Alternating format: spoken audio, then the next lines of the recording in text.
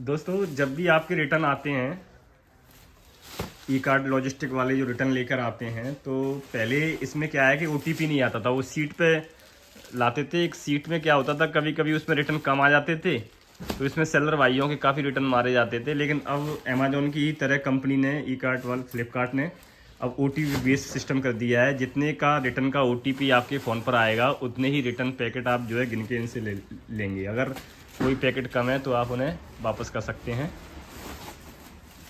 यहाँ पर ये छांट रहे हैं भैया, ये जो भी हमारे जितने भी रिटर्न होंगे ये अभी निकाल कर फिर हमसे ओटीपी मांगेंगे।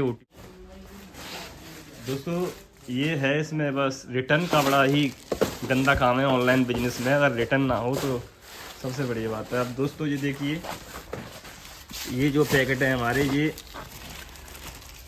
ये कोरियर रिटर्न है। ये वाले पैकेट डिलीवर्ड ही नहीं हुए हैं। और ये जो पैकेट हैं, ये वाली इस तरह की पॉलिथीन में, ये कस्टमर रिटर्न है। ये भी कस्टमर रिटर्न है। और बाकी ये फ्लिपकार्ट वाली पॉली बैग में आप देख रहे हैं, है ना, ये सारे कोरियर रिटर्न है।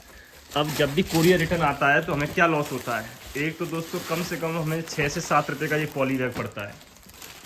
6 से 7 रुपये का ये पॉली बैग पड़ता है। ये हमारा डैमेज हो जाता है। और जो हमारा ये बॉक्स है, ये 12-14 रुपये का ये बॉक्स पड़ता है, ये हमारा डैमेज हो जाता है। अब कंपनी बोलती है कि हम कोरियर रिटर्न पर सेलर को कुछ नहीं देते हैं।